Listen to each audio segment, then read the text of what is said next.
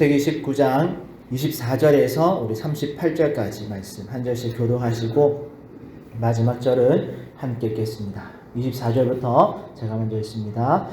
여호와께서 하늘 곧 여호와께로부터 유황과 불을 소돔과 고모라에 비같이 내리사 그 성들과 온들과 성에 거주하는 모든 백성과 땅에 난 것을 다 엎어 멸하셨더라. 롯의 아내는 뒤를 돌아보았으므로 소금 기둥이 되었더라.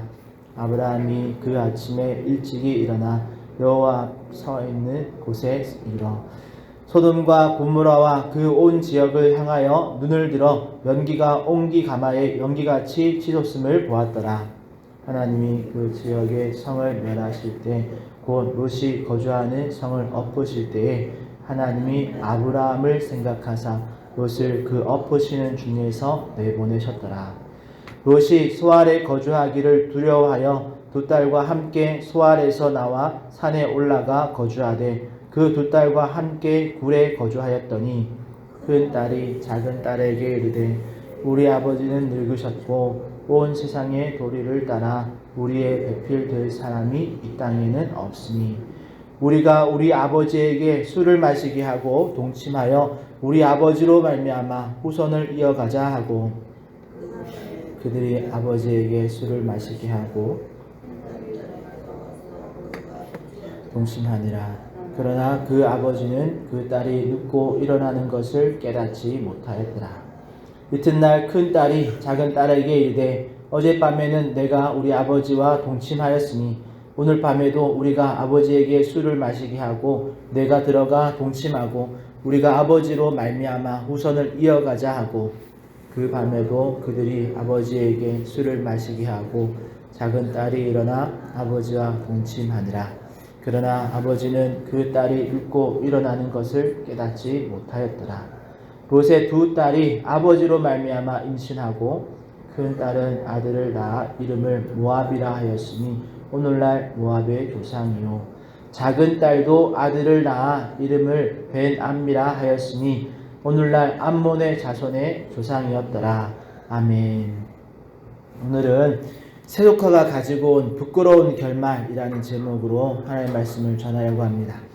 우리는 3일에 걸쳐서 창세기 19장을 이렇게 살피고 있습니다. 오늘은 마지막 부분인데요. 앞선 이야기들을 통해서 우리는 이 롯의 세속화를 살펴보았습니다. 소돔과 고모라로 가서 살면서 하나님을 의지하기보다는 자신의 능력과 자신의 계산을 따라서 살다 보니까 점점 세상을 두려워하고 세상과 타협하는 모습으로 세속화된 롯은 어려움이 닥치자 평소와 같이 세상을 두려워하고 세상과 타협하는 방법으로 문제를 해결하려고 했습니다. 그런데 문제는 해결되지 않고 오히려 하나님의 계획이 계속 지연시켜지다가 결국 자신의 능력으로 감당할 수 없어서 하나님의 직접적인 개입으로 멸망의 자리를 간신히 피할 수 있었죠. 그런데 오늘 우리가 읽은 부분에 롯의 아내와 롯의 두 딸에 대한 기록에서도 이 아버지 롯과 별반 다를 것이 없는 세속화의 흔적이 발견되어집니다. 그래서 오늘 이 시간에는 그 세속화의 결말을 통해서 성경 말씀이 우리에게 주시는 교훈을 알아보고자 합니다. 먼저 어제 본문이었던 23절에서 롯의 식구들은 간신히 소알이라는 성읍에 도착합니다. 그리고 해가 돋았죠. 롯이 소알에 도달했을 때 24절에 보니까 여호와께서 하늘 곧 여호와께로부터 유황과 불을 소돔과 고모라에 비같이 내리사 다 엎어서 멸하셨다라고 기록합니다. 그런데 그 와중에 26절에 롯의 아내는 뒤를 돌아보았으므로 소금 기둥이 되었더라 라고 기록해 놓았죠.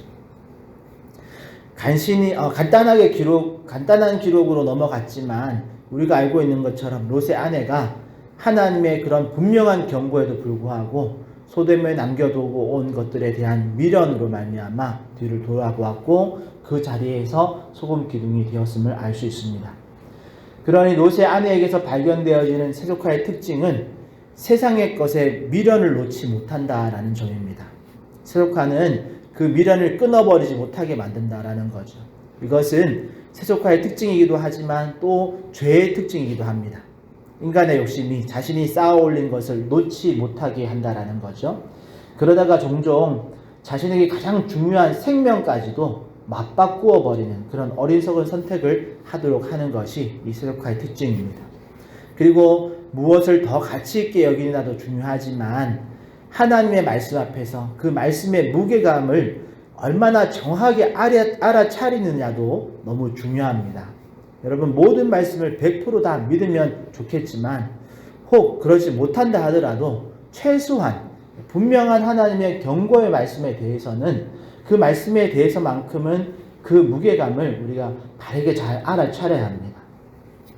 분명 창세기 19장의 상황은 그 긴박성에 있어서도 그렇고 하나님의 직접적인 메시지임이 분명한 금지의 사인이 분명한 것임에도 불구하고 롯의 아내는 하나님의 그 금지 사인을 무시하고 미련을 못 버리고 뒤를 돌아본 거죠. 그래서 한순간에 비극을 맞이하게 된 것입니다. 이것은 비단 롯의 아내의 세속함만이 아니죠. 오늘 우리에게도 이런 세상에 대한 미련을 단호하게 끊어버리지 못하는 그런 연약함이 얼마든지 있습니다. 그런데 그렇더라도 하나님의 그런 긴박하고 분명한 사인 앞에서는 우리가 최선을 다해서 그 미련을 끊어낼 수 있어야 합니다. 그러지 않으면 롯의 아내와 같이 한순간에 소금 기둥이 되고 사해바다와 같이 그렇게 생명이 살 수 없는 곳이 되고 말 것입니다. 이것은 그저 두려움을 주고 복종을 이끌어내려고 하는 말이 아닙니다. 간단히 기록되어 있지만 단순한 어떤 진리이지만 결코 우리가 놓쳐서는 안 되는 중요한 말씀이죠. 다음으로 27절, 28절에서는 소돔과 고모라의 멸망에 관심을 가지고 있던 아브라함의 반응이 기록되어져 있는데요. 그 아침에 일찍이 일어나 여호와 앞에 서 있던 곳에 가서 소돔과 고모라 지역의 그곳을 바라보면서 거기서 피어오르는 연기를 아브라함이 보게 되어집니다. 이만큼 아브라함은 하나님과 이 의인 10명에 대한 이 조율을 통해서 그렇게 약속을 해놓고 이에 대해서 관심을 가지고 밤새 걱정하면서 의 10명을 위해서 기도했을 겁니다. 그러나 결국은 의인 10명이 없어서 소돔과 고모라가 멸망한 사실을 알게 되었습니다. 그리고 그 와중에 밤새 기도하며 아침 일찍 하나님의 행하심과 또 롯의 안부를 걱정하는 그런 아브라함을 생각하사 29절에 보니까 하나님은 롯을 구원해 내셨습니다. 이렇게 29절까지만 딱 기록하고 롯이 좀 부족한 믿음이었지만 아브라함으로 말미암아 이번에도 구원받은 이야기로 19장을 딱 마무리했으면 얼마나 좋았을까라는 그런 생각도 드는데요. 좀 많이 아쉽게도 그러니까 조금 아쉽지만 그래도 이만하면 하나님께 큰 신뢰가 되지 않는 내용들로 마무리할 수 있었는데, 그런데 성경은 정말 다루기 껄끄러운 이야기를 30절부터 38절까지 빠뜨리지 않고 기록해 놓았습니다. 30절부터 38절의 단락의 내용이 뭔가 하면 정말 어렵게 구원해 놓았더니 이번에는 롯이 아닌 롯의 두 딸이 엄청난 사고를 치고 맙니다. 여러분, 롯의 두 딸은 약혼자가 있었죠. 그런데 그들은 소돔과 고모라의 멸망과 함께 사라졌습니다. 그리고 롯과 두 딸이 소알에서 정착하려고 했지만 엄청난 제한 속에서 구원받은 이 세 사람을 소알 사람들이 받아주지 않았습니다. 그래서 어쩔 수 없이 산으로 가서 골 속에서 당분간 생활하게 되는 거죠. 그러다가 두 딸은 31절의 기록처럼 온 세상의 도리를 따라 우리 배필이 될 사람이 이 땅에 없으니 라고 판단하게 됩니다.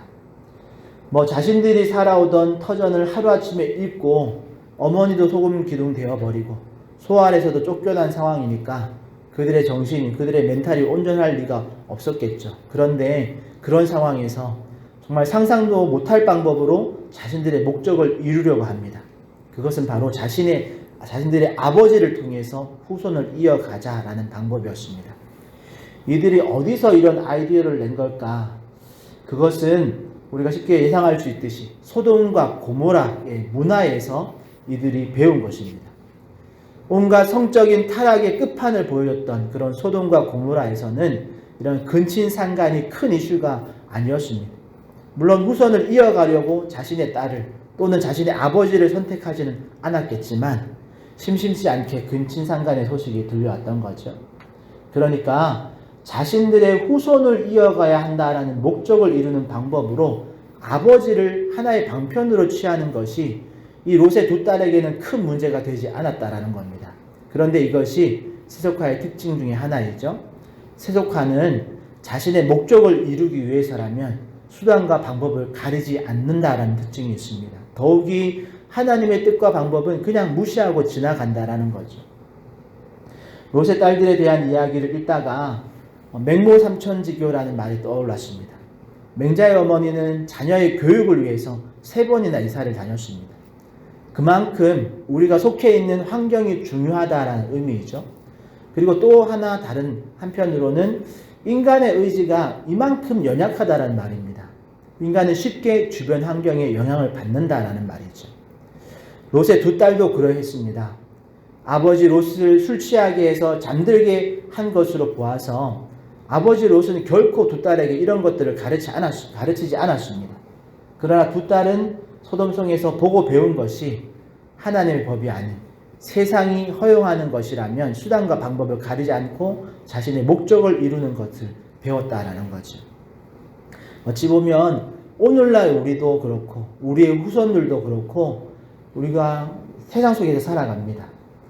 그리고 믿음의 부모라고 하지만 우리가 믿음의 행동들을 또 말씀을 따라서 살아가는 그 모습을 본으로 보여주지 않으면 우리 자녀들은 어디에서도 하나님의 말씀을 따라 사는 모습을 본받을 곳이 없다라는 것을 우리가 주목해 보아야 합니다. 그나마 주일에 예배드리면서 교사들에게 아이들의 신앙을 맡겨서 한 주에 한두 번 말씀으로 가르침을 받지만 그것으로는 충분치 않죠. 그러면 이렇게 우리의 자녀들이 세속화에 노출된 상황에서 어떻게 하면 세상 속에서 물들지 않고 오히려 세상을 물들이며 살아갈 수 있게 할 수 있을까요? 그 방법은 성령님을 의지하는 것밖에 없습니다. 예수 그리스도의 영이신 성령님을 내 안에 가득 채우고 내 안에 역사하시도록 우리의 마음의 중심을 성령님께 내어드릴 때에 세상 속에 있으나 세상에 물들지 않고 오히려 세상을 예수 그리스도의 복음으로 물들이며 살게 될 줄 믿습니다. 그 예가 아브라함 아니겠습니까? 아브라함은 이방 민족의 땅 가나안 땅에 들어와서 살았습니다. 그런데 그 자신이 살고 있는 그 만물의 지역의 이웃과들도 잘 지내고 그들에게 선한 연약을 끼치고 또 서로의 어려움이 있을 때 목숨을 걸고 도와주는 관계로 그 관계를 발전시켜 나갔습니다. 이런 아브라함의 행보의 주요한 근거가 어디서 나오는 거냐면 아브라함과 하나님과의 관계입니다. 아브라함이 항상 하나님과 함께하는 그런 모습으로 인해서 그 아브라함과 함께 하시는 아브라함 속에 계시는 그 하나님으로 말미암아 그런 믿음의 삶을 살아갈 수 있었던 거죠. 그런데 롯은 어떻습니까? 많은 재산 가지고 소돔과 고모라로 이주해 갔지만 거기서 불과 10년도 되지 않은 그 시간에 그 도시는 하나님께 심판을 받아서 멸망하고 아내는 소금 기둥이 되고 두 딸은 모압과 암몬이라는 정말 부끄러운 민족을 낳고 맙니다. 그리고 역사적으로 이 모압과 암몬은 이스라엘을 항상 괴롭히고 나중에는 모세의 율법으로 모압과 암몬은 총회에 절대 들어올 수 없다라고 그렇게 총회에 들어올 수는 없는 민족으로까지 명시되는 그런 불명예를 얻게 되어집니다. 이것이 세속화의 결말이죠. 결국 19장의 이야기를 정리해보면 이 롯의 네 식구 모두가 세속화되어서 세상을 두려워하고 세상과 타협하고 세상의 미련을 못 버리고 세상의 방법으로 자신들의 목적을 이루려고 하는 그런 세속화된 가정의 본을 여실히 보여주는 이야기입니다. 여러분, 세상 속에 있으나 거룩함으로 구별됨으로 세상의 빛으로 세상의 소금으로 살아야 할 그런 성도가 세상과 타협하고 세상을 두려워하고 세상의 미련을 못 버리고 세상의 방법을 따라서 목적을 이루려고 하면 결코 하나님이 기뻐하시는 열매를 맺을 수가 없습니다. 오히려 그렇게 세상을 쫓아서 열심을 내면 낼수록 모압과 암몬이라는 이런 나쁜 열매를 맺듯이 성도의 삶 속에 부끄러운 열매들이 맺게 되어집니다. 그러기에 세속화된 롯의 가정을 보면서 오늘 우리는 우리의 가족의 믿음을 위해서 간절히 기도해야 될 줄 믿습니다. 사실 우리의 능력과 의지력으로는 세상에 물들지 않겠다라고 다짐한다고 될 만한 그런 문제가 아니죠. 물론 우리가 할 수만 있다면 세상에 물들기 쉬운 그런 환경에 가까이 가지 않는 것이 좋겠죠. 그러나 그것만으로는 안전하지 않습니다. 인간의 이 악한 본성은 어디에서나 우리를 세속화로 유혹하기 때문에 그렇습니다. 그러기에 우리가 할 수 있는 것은 주의하고 조심하면서 여러분 우리 안에 성령님의 통치가 임하도록 기도하면서 예수 그리스도의 복음으로 우리의 삶을 채워나가야 될 줄 믿습니다. 특별히 세상 속에서 살아가는 성도에게 분명한 기준점이 되는 말씀이 있어서 한 구절 소개하려고 합니다. 우리 빌립보서 2장 15절 16절 말씀인데요. 개역 개정보다는 새번역 성경의 말씀이 조금 더 쉽게 이해되어서 제가 새번역 성경으로 빌립보서 2장 15절 16절 말씀을 읽어드리겠습니다. 잘 들어보시기 바랍니다. 그리하여 여러분은 흠이 없고 순결해져서 구부러지고 뒤틀린 세대 가운데서 하나님의 흠 없는 자녀가 되어야 합니다. 그리하면 여러분은 이 세상에서 별과 같이 빛날 것입니다. 생명의 말씀을 굳게 잡으십시오. 그리하면 내가 다름질한 것과 수고한 것이 헛되지 아니하여서 그리스도의 날에 내가 자랑할 수 있을 것입니다. 아멘. 여러분 이처럼 우리 안에 남아있는 이런 악한 본성과 세속화의 유혹을 이겨낼 수 있는 가장 확실한 무기는 하나님의 생명의 말씀을 붙드는 것인 줄 믿습니다. 그리고 그 말씀이 육신이 되어 우리 가운데 오신 예수 그리스도를 우리 마음속에 모실 때에 세속화의 유혹에 휘둘리지 않고 오히려 복음으로 세상을 물들이며 살아가게 될 줄 믿습니다. 소망하기는 사랑하는 우리 화정충영교의 모든 믿음의 가정이 여러분 세속화된 롯의 가정을 닮지 않고 끝까지 하나님과 함께한 아브라함의 가정을 닮아서 그 아브라함의 가정과 같이 믿음의 가문을 이어가는 그런 은혜가 있기를 축복합니다. 특별히 생명의 말씀을 우리가 굳게 붙들고 예수 그리스도의 복음으로 충만해져서 세상을 복음으로 물들이는 우리와 우리 다음 세대가 되기를 예수님의 이름으로 축복합니다. 기도하겠습니다. 하나님 감사합니다. 귀한 말씀을 통해서 우리를 깨닫게 하시는 주님 감사를 드립니다. 그럼에도 불구하고 말씀을 이렇게 전했지만 곰곰이 생각해보면 아브라함의 가정보다 롯의 가정과 더 닮아있는 우리의 모습을 발견합니다. 그러기에 간절히 바라기는 하나님 더욱 하나의 말씀을 우리가 붙들게 하여 주시고 또 성령님께 우리의 삶을 의탁하면서 예수 그리스도를 따라가는 주님을 더 가까이 하는 우리 모두가 되게 하여 주시옵소서. 그로 인해서 우리의 힘과 능력이 아니라 하나님으로 말미암아 우리와 우리의 다음 세대가 우리의 믿음의 가정의 이 모습이 주님으로 말미암아 보존되어지고 또 세상을 복음으로 물들이는 귀한 가정으로 세워 주시옵소서. 그렇게 우리의 모든 가정, 우리의 다음 세대를 되게 하여 주실 것을 믿고 감사하며 예수님의 이름으로 기도합니다. 아멘. 하늘에 계신 우리 아버지여, 이름이 거룩히 여김을 받으시오며 나라의 임하옵시며 뜻이 하늘에서 이룬 것 같이 땅에서도 이루어지이다. 오늘날 우리에게 일용할 양식을 주옵시고 우리가 우리에게 죄 지은 자를 사하여 준 것 같이 우리 죄를 사하여 주옵시고 우리를 시험에 들게 하지 마옵시고 다만 악에서 구하옵소서. 대개 나라와 권세와 영광이 아버지께 영원히 싸움나이다. 아멘. 말씀 생각하시면서 우리도 말씀 붙들고 어려움의 시대 또 위험한 시대 가운데 말씀을 물들이는 그런 믿음의 가정 되게 해달라고 기도하시고 또 2026년 1월의 마지막 주간입니다. 여러분 한 달이 벌써 많이 지나갔는데 올 한 해 계획한 것들 기도하면서 또 우리가 더 성실하게 잘 감당할 수 있게 해달라고 또 계획하고 준비한 것들이 작심삼일 되지 않도록 하나님의 은혜로 차근차근 잘 진행되게 해달라고 기도하시고 우리 화정충영교회가 또 계획하고 준비하는 것들도 있습니다. 하나님께서 거기에 은혜 부어주셔서 우리 교회가 더 주님 앞에서 부흥 선장하는 교회가 되게 해달라고 여러분 개인의 기도 제목 가지고 우리 주님 한번 찾고 통성으로 기도하며 나가겠습니다. 주여